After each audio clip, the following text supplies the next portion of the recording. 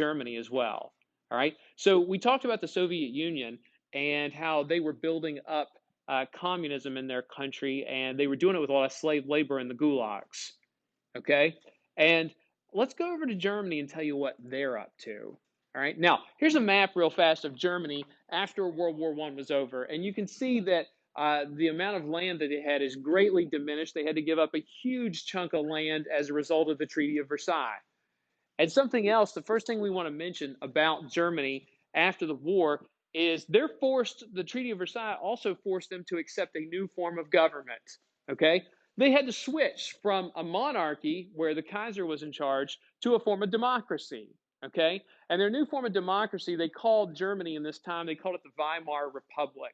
Weimar was the name of the city where they signed their new constitution, and it's a republic because they elected representatives much like the United States does. So Germany is forced to switch to a democracy, and they have a new form of government. Isn't that lovely? Now, why would I bring that up? That's a big deal for Germany to make that change. Why is it a big deal for them to go from a monarchy to a democratic form of government? What are you accustomed to when you have a monarchy in place?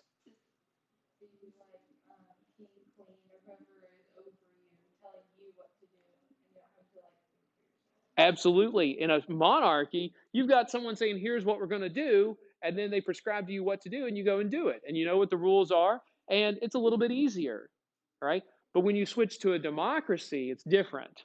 What do citizens have to do in a democracy? They have to what? Vote and participate in government. And that means if you're going to vote, what should you do before you go vote?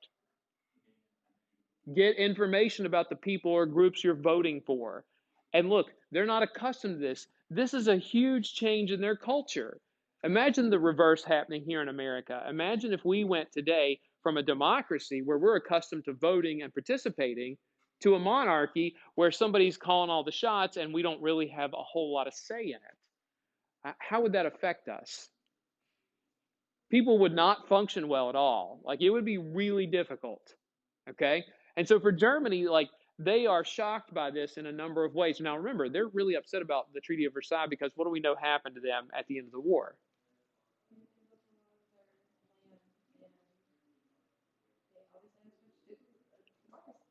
Yeah, what else happened to them? Military was sorely limited. They're going to pay for the war. They had to accept blame for the war. All right. There's a lot of things that go wrong for them, and they're very upset and they're very bitter. Okay. Now, after the war's over, the biggest problems the Germans have paying back Great Britain and France for the war reparations. That's the biggest problem that they have. All right. Now, it's a really big problem, one, because it's a huge amount and they got to pay a little bit every year. All right. But the war reparations represent a problem for other reasons. Remember, when they paid back Great Britain and France, what did they have to pay them in? Gold. Okay.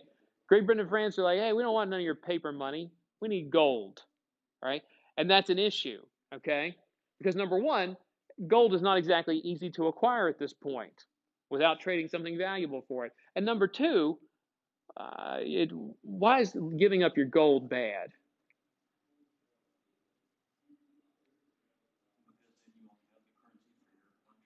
All right, you're on the right track with that. Back in this time, and we don't do this anymore, but the value of paper currency was based on gold. Okay? So if you have like 1 ton of gold and you're having to pay some of that gold every single year, what happens to the value of your paper currency? It goes down, especially if you print more of it. Right? So Germany finds themselves in a problem. Okay? So let's say that there's a million single little notes out there in Germany, just to pretend. Right? And they give away a fraction of their gold to Great Britain and France in a year. What happens to the value of that paper money that's left? It goes down. Meaning that what can you not buy anymore? All right? It gets harder to buy those necessities because what a German in their currency at the time is called the mark. And what the mark, like what 1 mark would buy today, wouldn't be what it is yesterday because the value of that currency has gone down. Okay, everybody with me so far? Question. Yes, that's what we call it, the gold standard. Okay? So they were on the gold standard, and most countries at the time used the gold standard. We don't use that anymore, but at the time, most countries are on the gold standard. Well, Germany's new government said, well, how do we deal with this problem? If we're having to pay gold every year, all right, and our currency is devalued and our people are struggling to pay for stuff, okay, what do we do? And Germany's government said, I know, let's print more money. Right? So they printed more paper money. They're like, we can supply citizens with extra money because for your little A&W root beer that cost you 1 mark yesterday, it costs 2 marks today. So poor Spore over here says, I need more money. And so the government says, don't worry, Spore, we'll print more. Okay? So they print plenty of more money. When they print more paper money and they keep losing gold, what happens to the price of this A&W root beer? It shoots up. Okay? And they keep printing more money to solve the problem. They create something called hyperinflation. Inflation is when prices for anything like goods and services rise over time. And inflation's natural because when you start making more money, then businesses start to realize that you can pay more. And so prices go up a little bit. Like that same 20-ounce root beer, what's that cost now? Or 16-ounce root beer, what does it cost for that? You don't know, do you? All right. 250? Really? Is that what that costs? Nah. If you buy like 16 or 20-ounce pop somewhere, you're going to pay at least $1.50 for it. All right, down in the teacher's lounge, I think they have them down there too. It's going to be at least $1.50. When I was growing up, a 20-ounce would only cost you $1. Right? Prices rise over time. Right? But still, that's like a 20-year period. Or like look at the price of stamps. Prices of stamps now are like 50 cents. 10 years ago it was only like 42. Okay? Prices naturally rise over time. Right? What happened in Germany though was ridiculous. Okay? Here's what happens. 1 mark in 1918 at the end of the war, what you could get for 1 mark there, the value of 1 mark in 1918 has the same purchasing power as a trillion marks in 1923, just 5 years later. Yikes. That's no bueno. Right? And look, the paper money became so worthless that, check out this little picture of kids just stacking up big old blocks of money there because it's all worthless. You couldn't do anything. Individuals would take wheelbarrows full of money to the grocery store just to buy simple products. Right? Who do you think gets affected by this the most? What age group?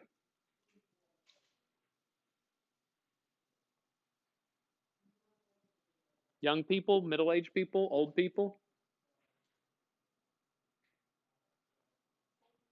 Definitely old people. Why old people? You're on the right track with that. Think of it this, or go ahead, you want to add something? They've stopped working. Yes, let's say Jackson over here is really old, okay? At the end of World War I, he struggled to make it through, but daggone it, he'd saved over 2 million marks, all right? Which was a huge sum of money back then. But once the inflation crisis hits, well, 2 million marks, his entire life savings, what will that do? Yeah, you might get a loaf of bread. Actually, it's not even going to do that. Check this out. Okay? 1 loaf of bread in 1918 cost you 1 mark. All right? By November of 1923, 5 years later, that same loaf of bread will cost you 200 billion marks. Right? That's how out of control. You can't even get a slice of bread, bro. All right? So he's old and he can't go back to work. His whole life savings that he thought was going to be enough money, he's screwed. Right? If Riley's young, she can still work later on. All right? She can earn back more money. But everybody in Germany is in a really bad way because the financial system is messed up by this. Oof. By the way, how do you fix this problem? How about this? When a computer's not doing what it's supposed to, what's the best solution? Shut it down and reboot it. Okay? I don't know what happens to a computer, but sometimes you just shut it down and restart it, it just works again. And so Germany, literally, the only way out of this hyperinflation crisis that they can think of is they're like, okay, that old mark right there, the German mark, it's completely worthless. We're not using it anymore. We're printing a new currency, and the new currency, we won't overprint it like we did the last time. And that's literally how they solved the problem. They're like, we're just not going to take this anymore. They hit the reset button. All right. Now, uh, how do you think, while the new government's trying to figure out this solution, how do you think the German people are taking this? Not very well at all, because they're like, hey, we lost the war, humiliation. We've had democracy forced upon us, and our government can't figure out what to do. All right. And now the money that we had that we thought was going to help us, our savings and everything else, it's not going to be enough. We can't afford the necessities. Right? We have problems. Now, finish the sentence for me. Desperate times call for what? Desperate measures. People are getting so frustrated in the 1920s in Germany that they're willing to listen to any group, any political group that promises to be able to fix things. Right? Now, we'll talk about it more here in a minute, but one of those groups is going to be Hitler and his Nazi party. All right. There's no way that Hitler and the Nazis could have been as important as they were without a bad economic situation. All right. When people are desperate, they'll listen to anybody. 1923 being the absolute worst year, and we're going to give you a we'll flash back to that year in a second. Okay. So, like, Germany's got a lot of problems. Okay. They are upset about having to have a democracy. It's different for them. War reparations are a problem. War guilt is a problem as well. The people of Germany felt extremely bitter about losing the war, and they feel like they got a raw deal. Okay. Did the Germans get a raw deal at the end of World War One? Without a doubt. Okay. Their army's limited. They have to pay back for the war. They had to accept the blame for the war. Right. They had to give up a crap ton of land. They're not at all pleased. Okay. They're extremely bitter. And remember, France humiliated them. All right. And believe me, the Germans won't forget about that. Okay. Now, one other thing to mention about Germany being a major issue as well, the Kaiser. Remember Kaiser Wilhelm? He's still alive. All right. And he's in exile. He's in a neighboring country. I believe he was in Denmark, just hanging out. Aw. Now, the Kaiser is still alive. And what do you think the people of Germany were wanting to see again? They're like, hey, we need a strong individual leader again, someone like the Kaiser. That's when things were good in Germany.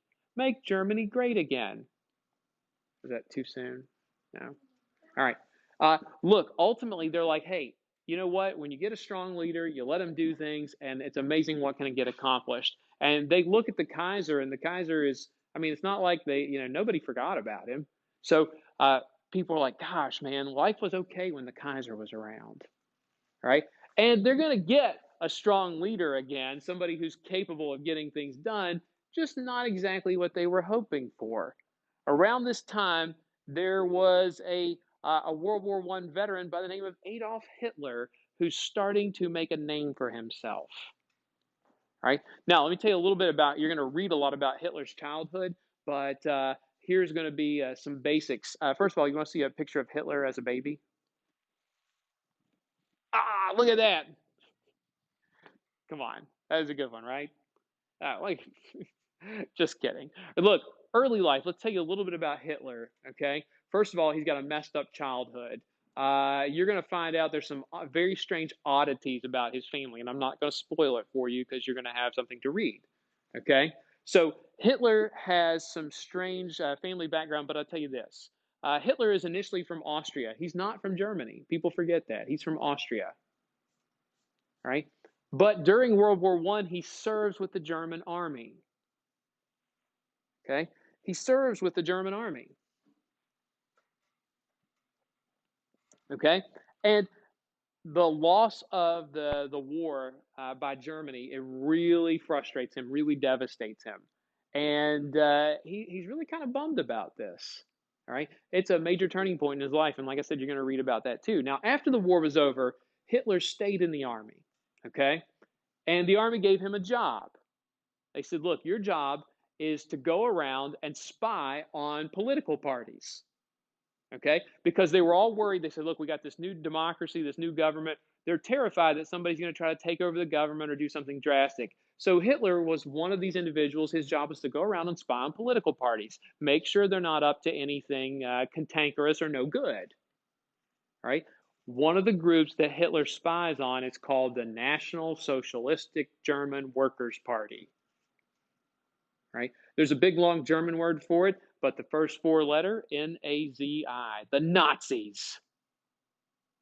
Oh, wow. And when Hitler stumbles upon these Nazis, they're not exactly what you think of as a modern political party. They're really a bunch of guys hanging out in a bar just drinking and talking about politics. They're like, that sounds like my grandpa. All right. These are just a bunch, and there's like no more than 10 or 15 of them. It's a really small group. And Hitler probably wondered, why am I here spying on these guys? They're just sitting here drinking. Okay. But here's the oddity about this. Hitler starts to listen to these guys talk, and he starts engaging them in conversation, and he realizes he has a lot in common with them. And soon Hitler, the group he's supposed to be spying on, he decides that he'd rather hang out with them. So he quits the military and he starts hanging out with the Nazis full time. He makes that his new job. Oh. And look, he didn't have a lot of talents per se, but one thing he found out he was pretty good at is oratory, speaking to people. And he could get people fired up about issues. Right? So he starts working with this political party. Now, Hitler had some things going for him when he worked for this political party, and things that he could use to appeal to people. One of the things that he used to appeal to the people was the fact that Hitler was a war veteran and a decorated war veteran. He had won a couple medals in World War I, and he had a good service record. And so people respected that. And they're like, oh, yeah, veterans. And he railed against the Treaty of Versailles. He talked about how Germany got screwed over, and the Nazi Party wanted to correct that problem, to fix that wrong that had been done to Germany. That's one of the biggest things he had going for him was his military experience and wanting to appeal to people's sense of pride. He had a strong sense of nationalism, too. He literally did want to make Germany a great power again. Right? So it's easy for people to kind of fall in love with the Nazis a little bit. Right? Now, the Nazis also adopted a specific symbol for their party. You've seen this somewhere before. What is this? The swastika. All right? And Hitler and the Nazis chose this for a specific purpose. The swastika in a lot of ancient cultures and religions meant prosperity and peace. And so, they used it because it was a popular symbol. People had seen it before, but they also chose the colors for a reason too. Red, white, and black. Why those colors?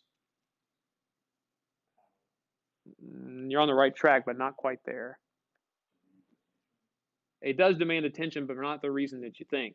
Germany's old flag under the Kaiser, under Imperial Germany, was red, white, and black, just three stripes. They picked those colors on purpose. Under the new republic, they'd gone with, I think it was red, black, and yellow. And it was just three stripes again. But the Nazis, like, hey, we like our symbol, we like our colors, and that's a popular symbol. And look, now we look at that, like, what do you associate with that symbol now? Like, if I came in with a black T-shirt and I've got that printed on my chest, what do you think? You're like racist? Yeah, probably a lot of negative things too. But look, it's an old symbol. This is a picture of a mosaic on an old Roman building that was uncovered by archaeologists. It's seen there. This is probably my favorite one right here. This is a women's hockey team in Canada in the early 1900s. Like, can you imagine that now? They got the swastika on their chest. I mean, you're like, that's a little awkward. Go team, right? Yeah, no. I just love to know what their team mascot was. It was also on Buddhist temples in Asia.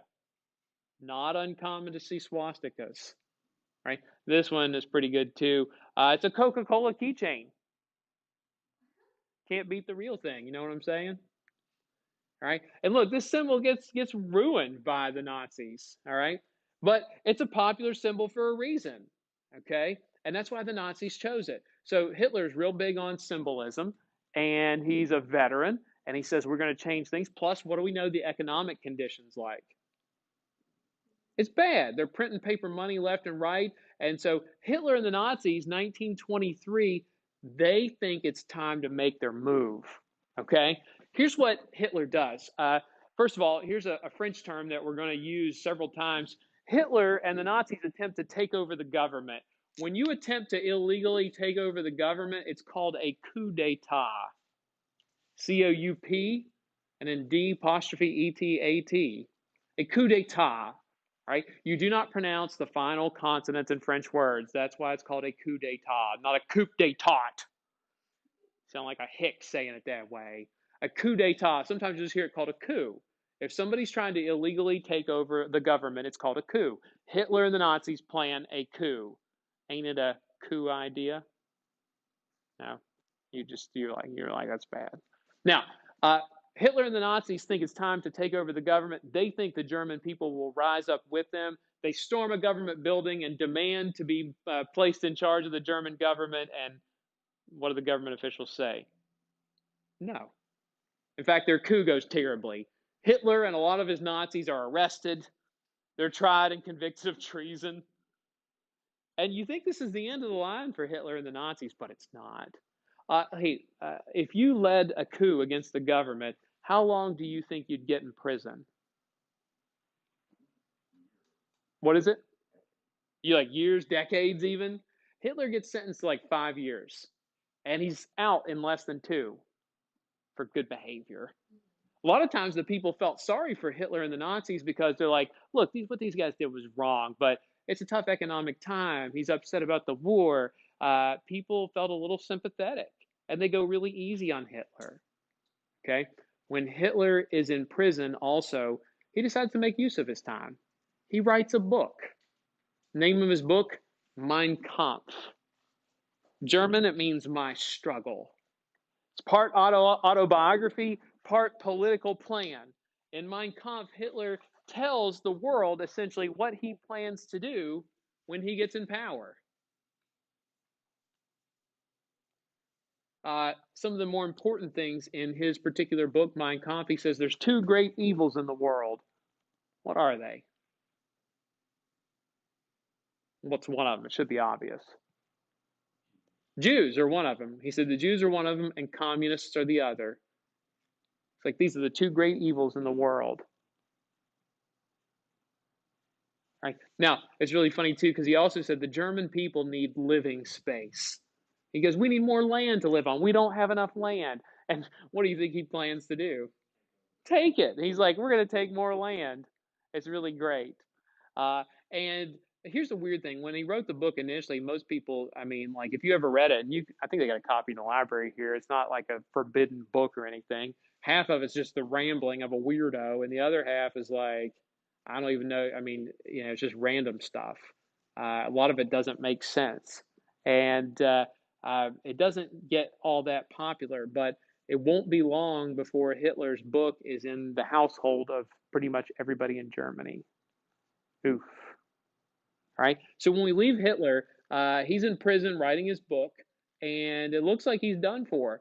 But in less than 10 years, Hitler will be not only out of prison, but he'll have taken over all of Germany. Oh, wow. All right. Now, that's a good place for us to stop, and I got to show you what you're going to do this weekend.